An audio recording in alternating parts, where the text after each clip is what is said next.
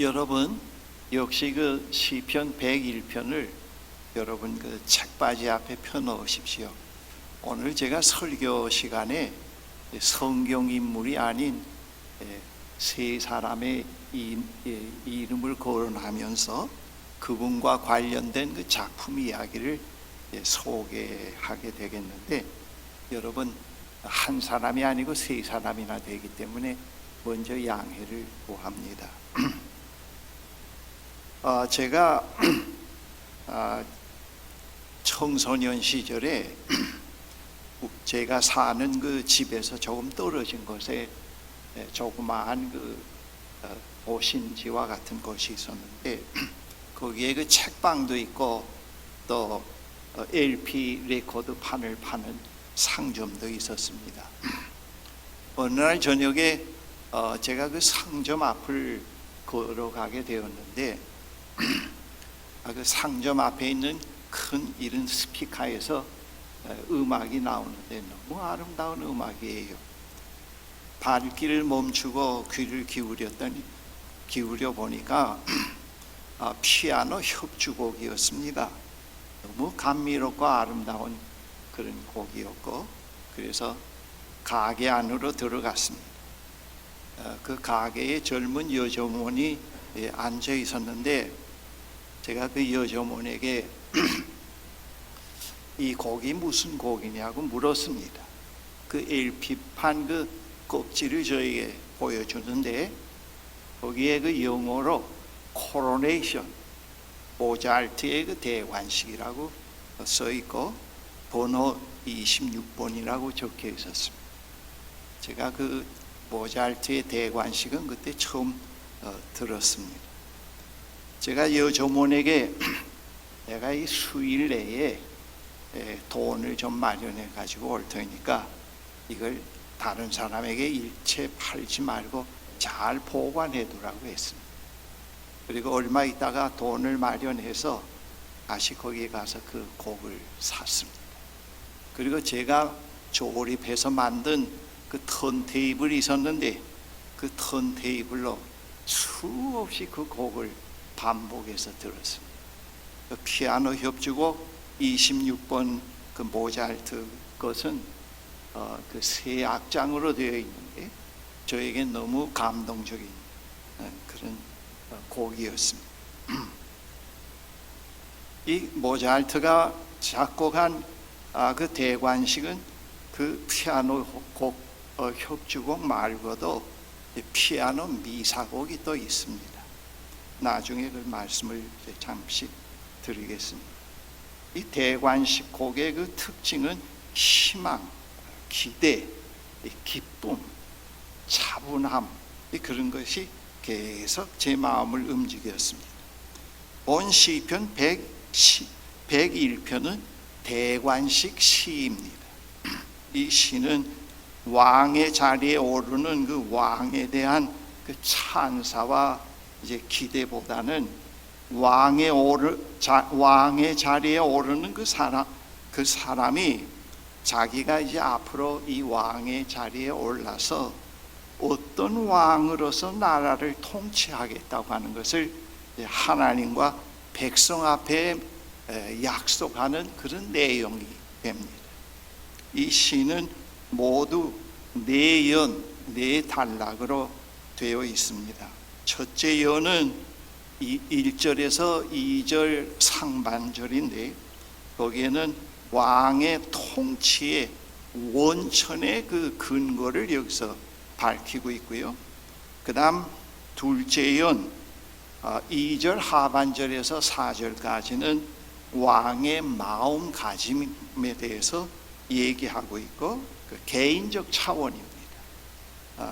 그 다음에는 세 번째 연 5절 7절에서는 왕이 실천할 그 사회적 그 스탠다드, 표준을 여기서 얘기를 하는데 사회적 차원을 말합니다. 그 다음 넷째 연 8절은 왕의 이제 맹세를 여기서 말하고 있습니다. 먼저 그 1절에서 2절 상반절 내용인데, 그 시의 도입이 이렇게 이제 시작이 됩니다. 개역 개정본으로 내가 인자와 정의를 노래하겠나이다. 여호와여 내가 주께 찬양하리이다.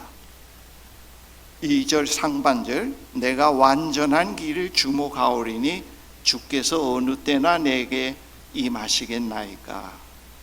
여기서 내가 인자와 정의를 노래하겠다고 하는 말은 내가 완전한 길을 걷겠다고 하는 그런 뜻이 됩니다. 여기서 완전한 길이라는 것은 하나님의 그 인자, 사랑과 정의를 포함한 그런 내용의 길을 여기서 말하고 있습니다. 그리고 내가 그 완전한 길을 주님이 하나님이 오실 때까지 걷겠다고 얘기를 합니다. 근데 그 종말론적인 의미를 여기서 말하고 있는데, 그리고 나서 내가 그 완전한 길을 2절 상반절에 보면은 주목하겠다고 했는데, 여기서 개역 개정본에서는 이 주목하겠다고 했는데 본래 뜻은 이 주목하겠다는 말을 매일매일 깊이 묵상해 가겠습니다, 그런 뜻입니다. 이 말씀을 매일매일 깊이 묵상해 가겠습니다. 사실 그 현실에서 왕으로서 통치해 가는데 하나님의 그 인자, 사랑과 정의의 길을 개인적 차원, 사회적 차원에서 실현해 간다는 것은 상당히 힘듭니다. 왕의 연한이 더해 갈수록, 경험이 더해 갈수록 이 내용은 자꾸 깊어질 수가 있고 또 그렇지 않을 수도 있죠. 그래서 여기서는 그 깊이 묵상해 가면서 하나님이 오실 때까지 이것을 지키겠나이다 하는 뜻입니다.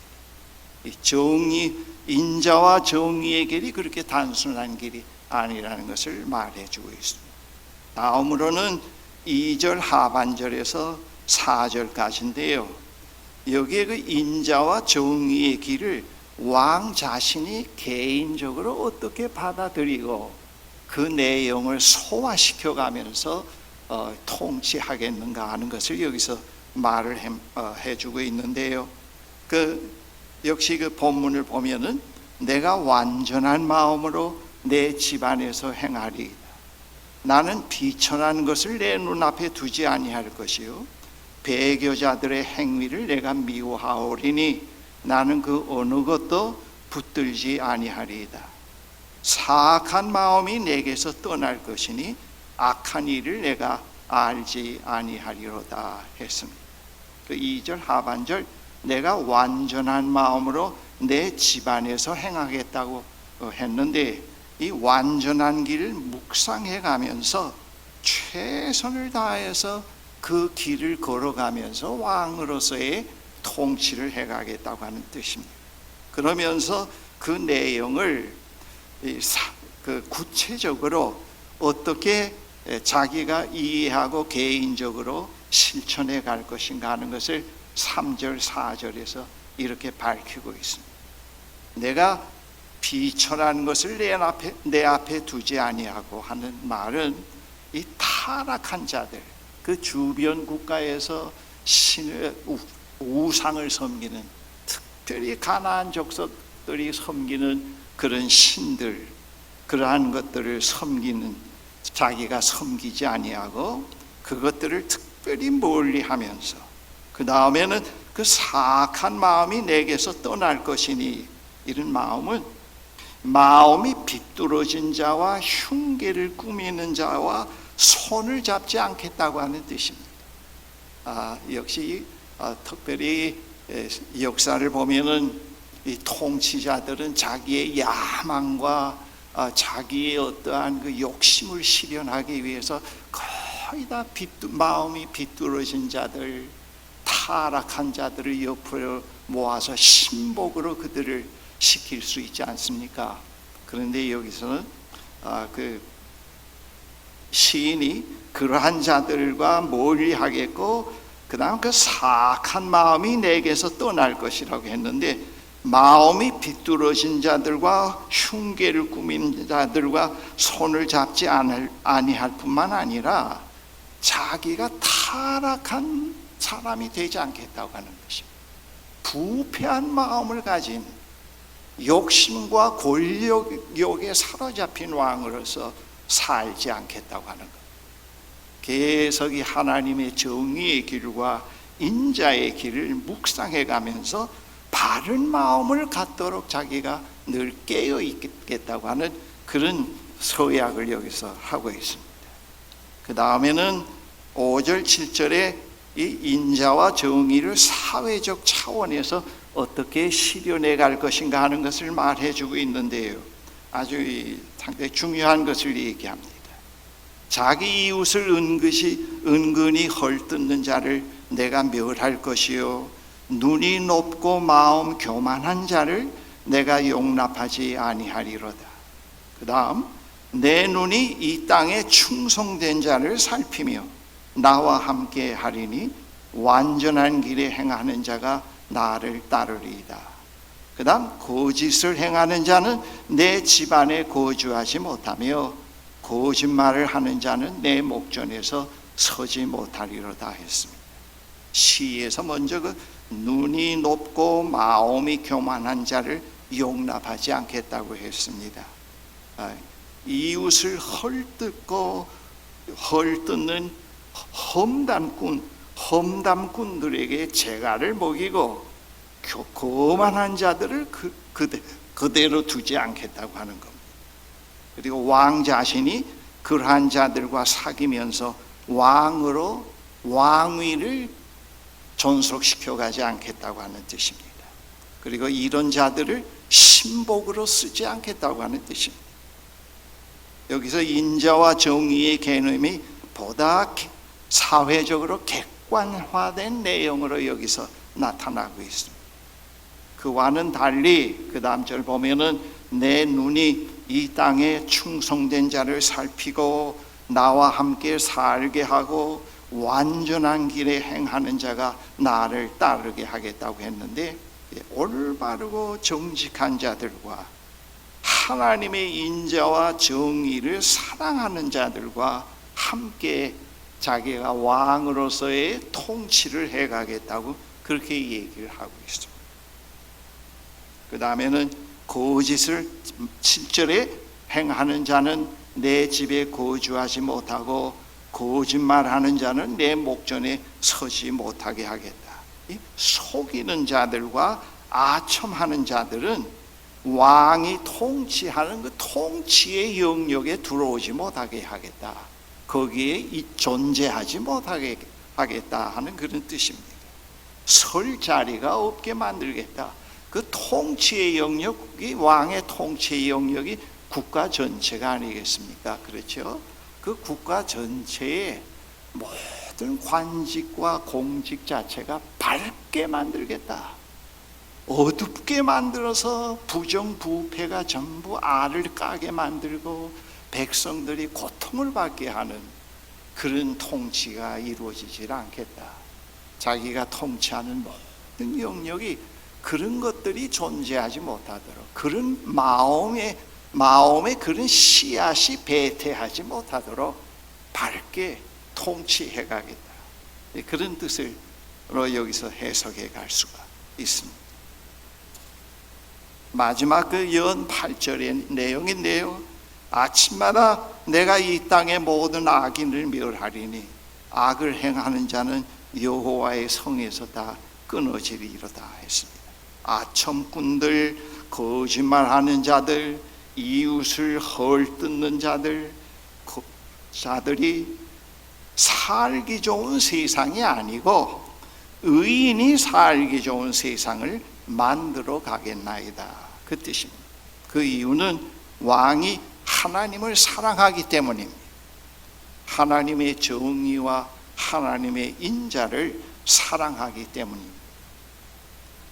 하나님의 인자, 즉 사랑과 정의 자체가 완전함입니다.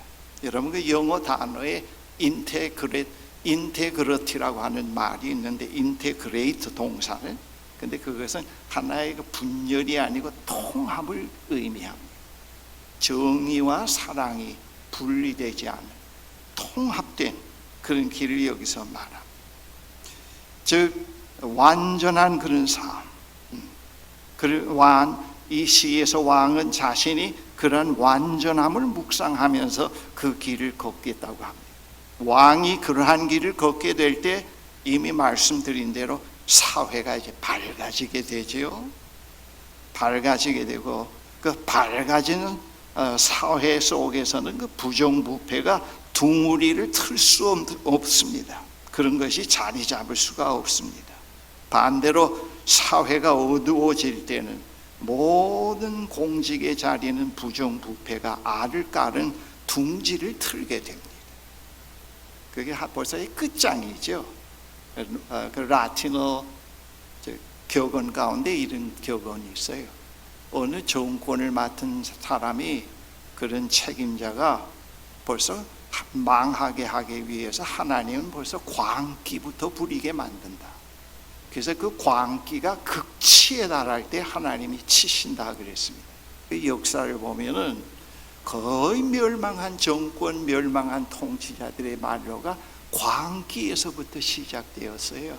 아첨하는 자들을 좋아하고 헐뜯는 자들을 좋아하고 정권을 연장시키려고 하고 백성들의 안령과 하나님의 뜻은 외면하고 말이죠.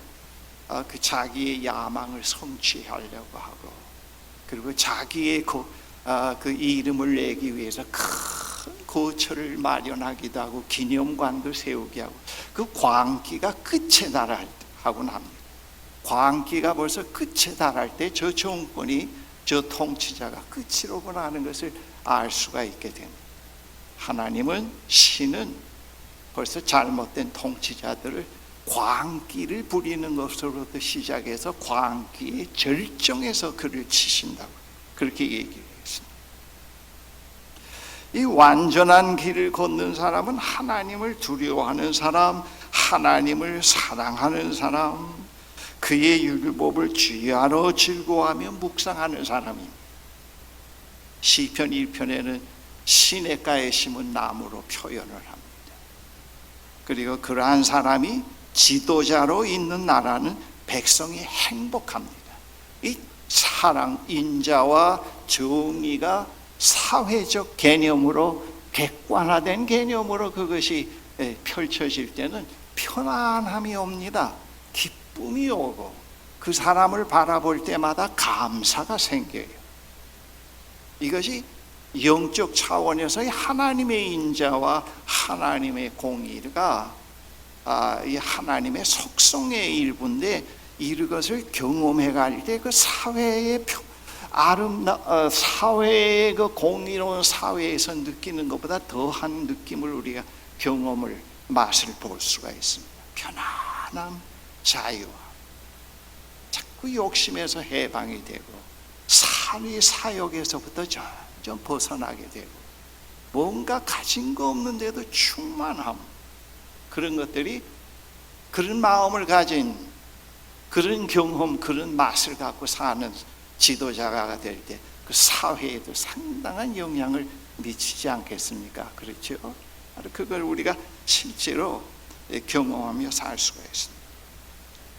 이러한 그 통치자의 통치에서 우리는 무엇을 보게 되는가 하면, 오시는 하나님 나라가 함께 있다는 걸 보게 됩니다. 하나님 나라는 지금 현재도 있고 오고 있다고들 얘기를 하고, 제가 그런 얘기를 자주 합니다만, 근데 하나님 나라가 이는 통치와 함께 옵니다. 백성이 거기에 화답하고 기뻐하고 그런 통치가 이루어지는 곳에 바로 하나님 나라가 오고 있다. 하나님이 그런 거에 함께 오고 있습니다. 심판이 아닌 평화와 정의와 인자가 함께 오게 되는 겁니다. 그래서 백성들은 하나님의 인자와 정의를 찬양하며 그분을 이제 기다리게 됩니다. 이 모차르트의 그 피아노 협주곡 대관식 말고 그 미사곡이 또 있는데, 그 미사곡은 옛날에 그 교황 취임 때 자주 사용을 했습니다. 그런데 제가 이것을 들어보고는 이것은 교황 취임 때 노래하는 것이 아니고 오고 계시는 하나님을 찬양하는 곡이라고 저는 그렇게 생각을 하고 있습니다. 우리가 살고 있는 이 우주에 바로 이런 왕의 통치와 함께 오고 있는 하나님의 그 취임 역사의 자리함, 그것을 가지고 우리가 이 미사곡을 하나님을 찬양할 수 있죠. 그 모차르트의 대관식 미사곡은 모두 5악장, 5악장으로 구성되어 있는데 그 첫째 악장이 퀴리, 하나님의 자비를 구하는 그런 내용입니다. 2악장이 글로리아, 하나님의 영광을 찬양하는 내용이고요. 3악장이 크레도, 신앙 고백입니다. 오신 하나님은 어떤 분이다, 그것을 고백하는 거예요. 그 다음 4악장은 상투스인데 하나님은 거룩하시답니다. 교황이 뭘 거룩해요? 그렇죠? 하나님은 거룩하시다. 마지막이 아그누스 데이, 하나님의 어린 양을 찬양하는 그런 노래로 구성이 되어 있습니다. 히브리어로 인자와 정의가 헤세드와 미쉐타프라고 하는 말인데, 여기 그 히브리어의 그 헤세드는 사랑, 은혜, 긍휼을 의미합니다. 그리고 미쉐타파트는 옳음, 공의, 공평입니다. 편견 없습니다. 이것은 모두 하나님의 속성에 속하는 내용입니다. 인간 역사에서 이러한 그 하나님의 속성이 가장 극명하게 나타난 사건이 예수 그리스도의 십자가와 부활 사건인 것입니다. 거기에서 이 하나님의 인자와 정의가 어떤 거라는 것을 극명하게 보여주셨습니다.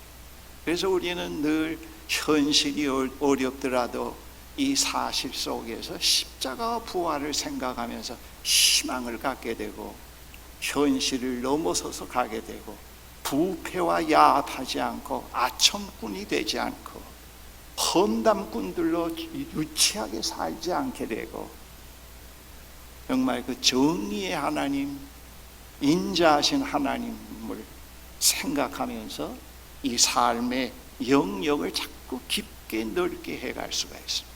이 하나님의 경험과 하나님의 지식은 20살 때의 경험과 이해로 그대로 100살까지 울고 먹지 못해요. 그때 하나님으로 묶어 놓으면은 하나님은 몇 년 못 가서 버려야 돼요.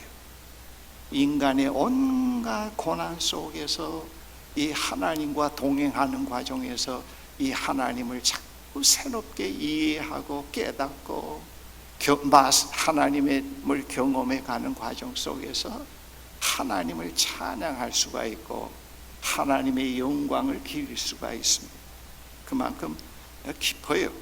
그런데 그 십자가와 부활 속에서 우리는 묵상할 때마다 자꾸 우리의 인생의 연륜이 달라질수록 새로운 의미로 다가오고, 오늘 우리 시대의 그 십자가와 오늘 우리 시대의 그 부활의 사건을 더 새롭게 이해하며 그것을 붙잡고 일어서서 살아갈 수 있는 삶의 근거가 될 수 있고 힘이 될 수가 있는 것입니다.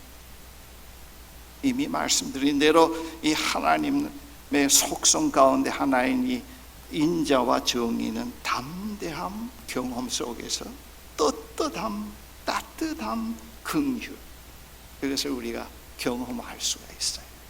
매일매일 하는 건 아니더라도 그 하나님의 임재 속에서 우리가 그것을 경험할 수가 있습니다.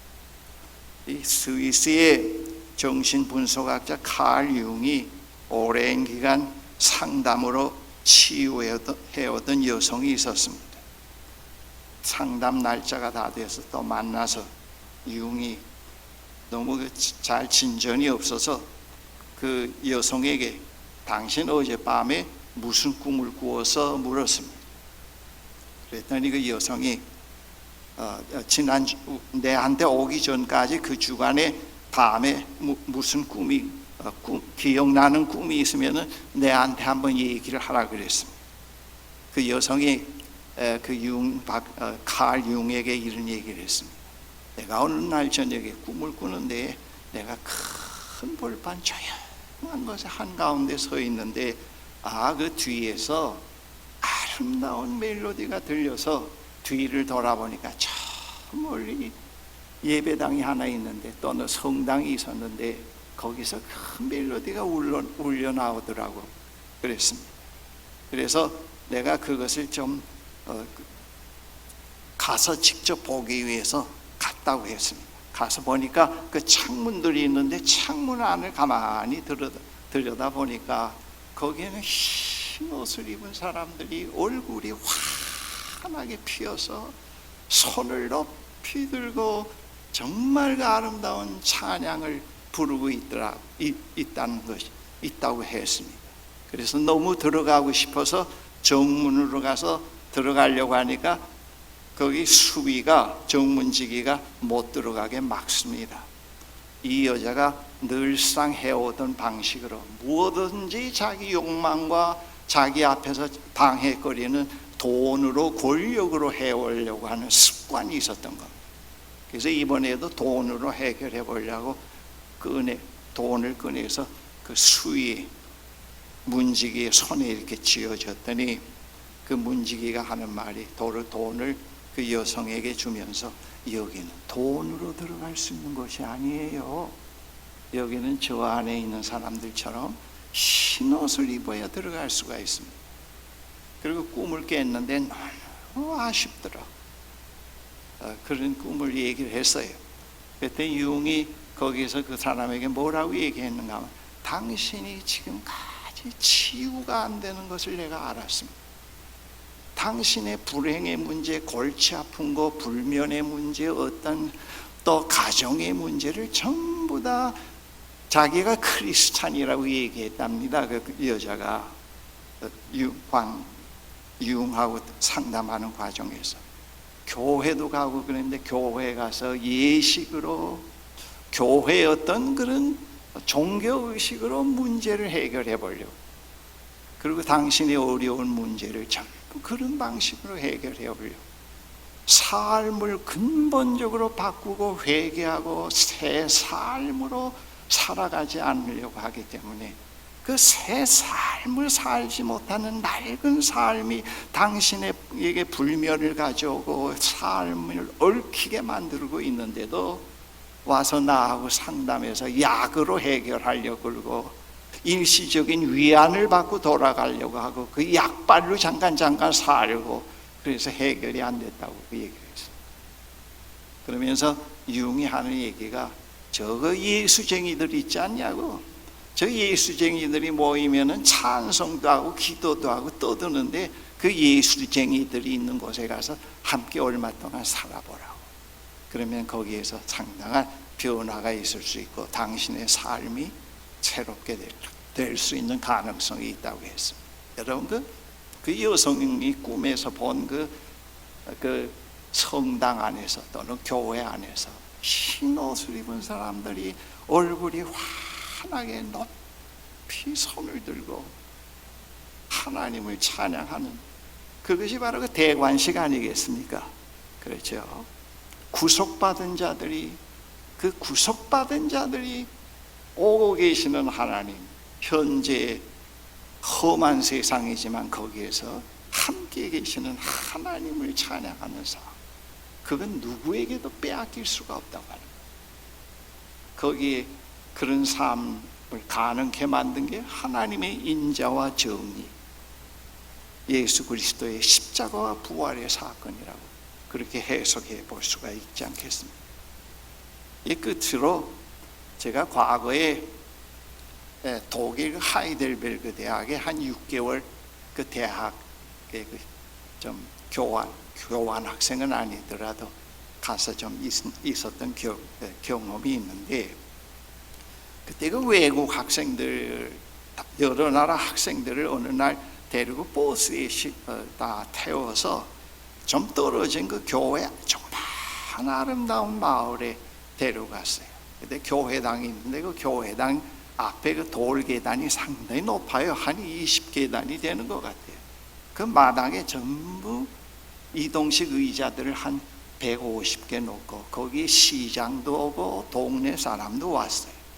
우리를 거기에 앉게 하고 거기에서 그 로시니가 작곡한 그 윌리엄 텔 쉴로, 독일의 시인 그 쉴로가 작곡한 희곡으로 만든 그 윌리엄 텔 그 오페라를 매우 요약된 내용으로 뮤지컬 비슷하게 그 층계에서 배우들이 연기를 하는 걸 제가 봤습니다. 그 내용을 잠깐 말씀드리겠는데, 그 알프스가 스위스 또 오스트리아 또 이태리를 다 이렇게 접하고 있는데, 그 스위스 쪽 그 알프스의 험준한 그 산 기슭에 스위스 주입니다. 우리 주가 있었습니다. 우리 주는 나의 하나님이라는 뜻이 아니고 그 스위스의 주 이름입니다. 우리 주가 있었는데 그 주가 BC 14세기경인가요? 그때 그 오스트리아의 합스부르크라고 하는 그런 거기 왕중에 의해서 지배를 당한 적이 있었습니다. 이제 상당히 어려움을 많이 겪었습니다. 사람은 많지 않아도 그때 그 오스트리아 총독으로 헤르만 게슬러라고 하는 총독이 거기에 파송이 되었는데, 이 사람이 얼마나 고약한 사람인지요. 일제시대에 살아오진 않았지만 이등방문이 못지않았던 것 같습니다. 그 기록을 보니까 그가 그 우리 주위에 사는 사람들을 전부 굴복시키기 위해서 그 보리수 나무, 큰 나무가 있는 그 광장 밑에 광장에 높은 장대를 세워놓고 자기 모자를 걸어놨어요. 걸어놓고 오고 가는 사람에게 인사를 하게 했습니다. 인사를 안 하는 사람은 잡아다가 감옥에 넣고 고문도 하고 그랬습니다. 근데 그때 그 전설적인 인물 윌리엄 텔이라고 하는 사람이 있었는데 화를 잘 쐈습니다. 근데 그 윌리엄 텔이 어느 날 그 어린 아이를 데리고, 아들을 데리고 그쪽을 지나가는데 게슬러 부하들이 거기서 숨어서 봅니다. 윌리엄 텔을 잡기 위해서.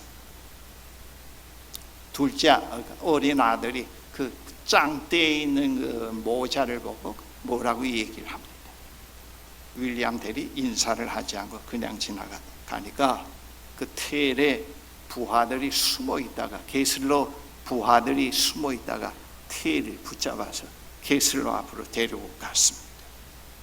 게슬러는 텔을 감옥에 가두기 위해서 모든 수단 방법을 지금 써오다가 마침 잘 됐다 생각을 합니다. 게슬러는 윌리엄 텔에게 이런 제안을 합니다. 저 먼 거리에 너희 아들을 세워놓고 그 머리에 사과를 얹어놓고 가서 화살을 쏘아서 그 화살이 관통하면은 너를 살려주고, 만약 실패하면은 감옥에 가두었다가 너를 죽이겠다고 했습니다. 둘 중에 하나를 선택하라고 했습니다. 감옥에 가든지 그걸 하든지. 그때 테일이 잠깐 생각하다가 아들을 세워놓고 활을 쏘는 걸로 선택을 합니다. 아들을 멀리 세우고 그 위에 사과를 얹어 놓습니다. 그 활을 꺼내서 화살을 메우는데 그 화살 한 개를 꺼내지 않고 두 개를 꺼내서 하나를 품에 감춰요. 근데 지나가던 사람들이 다 서서 숨을 죽이고 그 광경을 봅니다.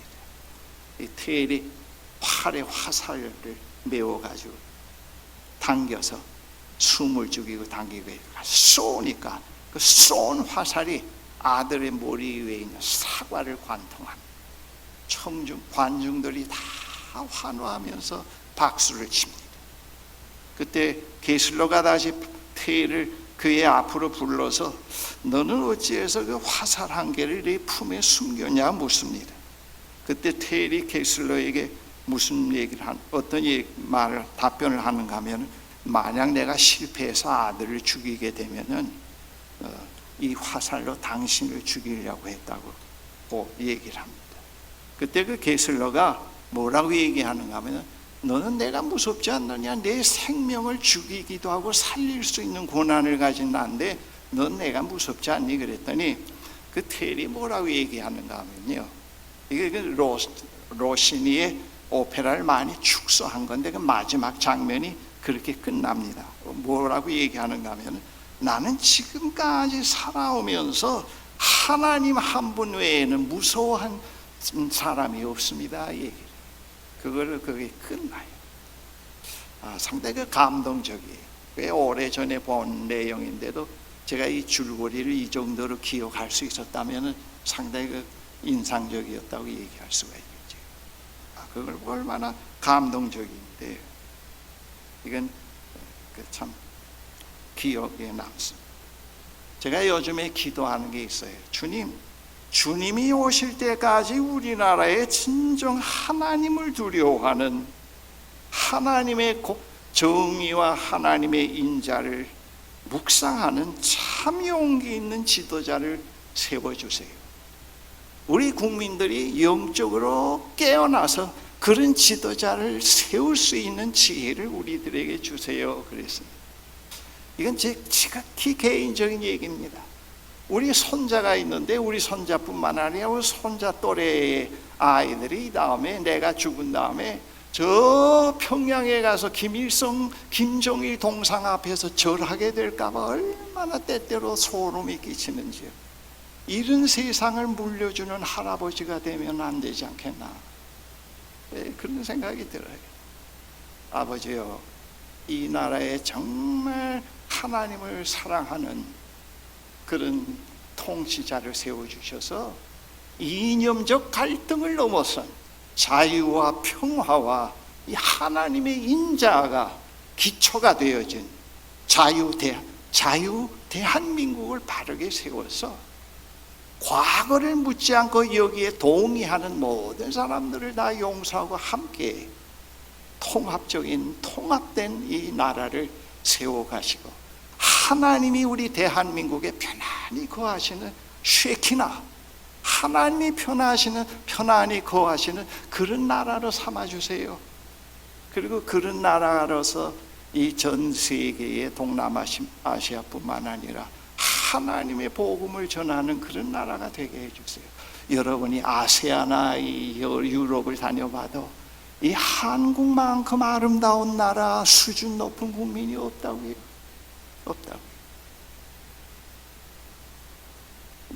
우리가 조금만 더 정신을 차리고 올바른 지도자 밑에서 올바른 길을 걷게 된다고 하면은 참 우리는 행복한 백성이 될 수 있어요. 주님이 오실 때까지 그런 나라를 지향하면서 오시는 하나님의 생각 속에 있는 그런 나라를 그림자라도 자꾸 끌어내면서 그런 나라를 세워갈 수 있다. 내가 지금 그렇게 기도해요. 그 기도가 허망한 것이 되리 아니라고 생각합니다.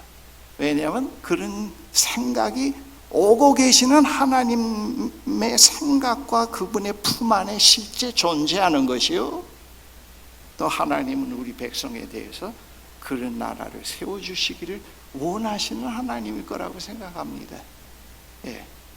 그런데 우리는 늘 그런 희망을 가지고, 아까 우리 신 목사님도 기도했지만 질병, 정치적 혼란, 홍수 문제가 많잖아요. 지금 이 뜻 있는 사람들의 얘기를 가끔 들어보면 대부분 뜻이 있고 생각이 제대로 된 사람들의 공통적인 얘기가 이 나라라고, 대한민국이라는 이 나라가 지금 어디로 가고 있는지 불안해서 못 살겠대요. 그 불안하다는 게 공통적으로 나타나 있습니다. 그리고 이 나라를 이끌어가는 사람들을 믿을 수가 없다고 하는 거예요. 우리는 이런 시대에 상당히 중요한 위치에 있다고 봅니다. 우리는 기도하면서 희망을 가지고 그런 때를 향해서 우리가 나아가야 되겠습니다. 기도하십시다.